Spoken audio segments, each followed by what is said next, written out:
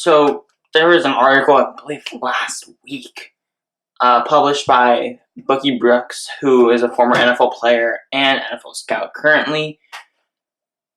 And he basically said within the first 2 lines that Aaron Rodgers is overrated.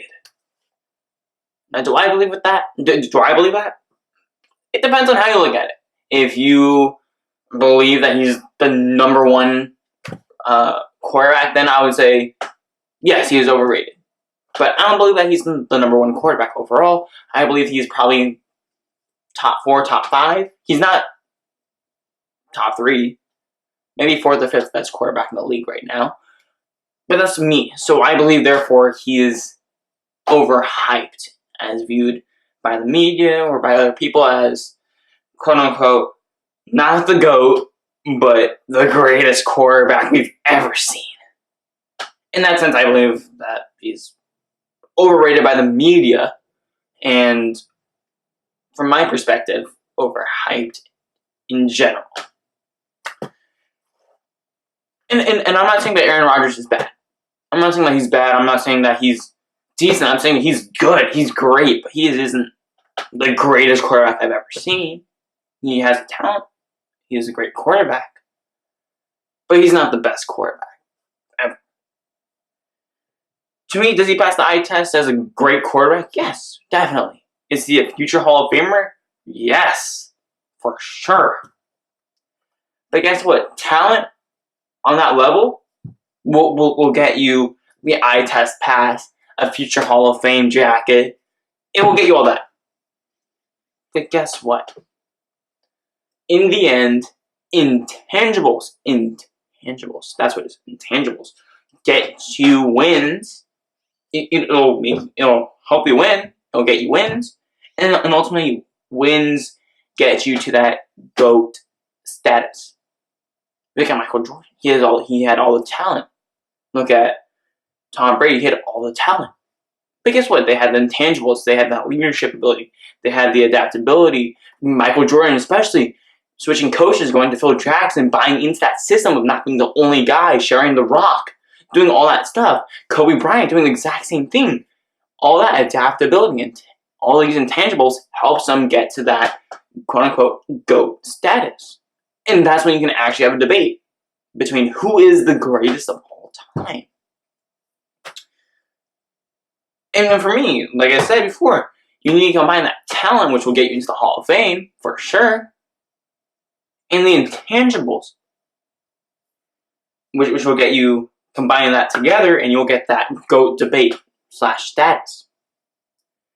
Some of the players that got it paired together were Tom Brady, Joe Montana, Jerry Rice.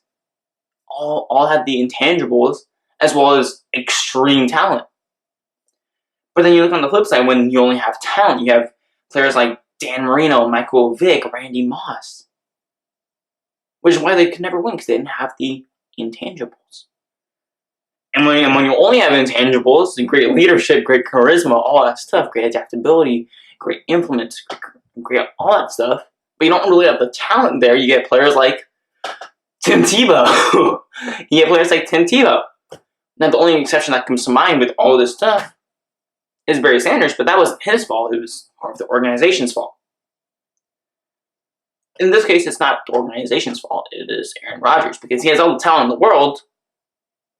He has had all the pieces for him, but he doesn't have that intangible of adaptability of buying into the system, especially with Matt LaFleur. He's questioning joint practices. I don't blame him for that, but that's just who he is.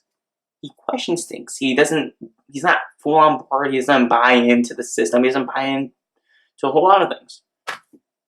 But he's had the pieces to be successful. He's had a decent defense. The defense has had its moments. This year, the defense has been built. Now it's young, but it's been built over the years. So now, hopefully, it's actually good. Last year, it wasn't that great, but this year, hopefully, it's decent or good. On the offensive side, he's had players like Randall Cobb. He's had Devontae Adams recently. He's had Jimmy Graham for a bit, and I don't blame him for Jimmy Graham, because Jimmy Graham is more of just misused. He's had Greg Jennings. He's had Jermichael Finley. I might even throw in Jeff Janis there. but not on like those level on the level of those guys, but more like okay, the underneath level where he was a good wide receiver. He's not. I don't know what team he's on anymore. If he is on a team, but he was great with Aaron Rodgers, and he's had a decent O-line for quite some time now, and it's still going to be pretty good. Of course, last season wasn't its best season, but he's had a good O-line, offensive line for quite some time now, and he hasn't really done much. He won one Super Bowl. And that's great, but if you want to get to that GOAT status, you got to win some more, man.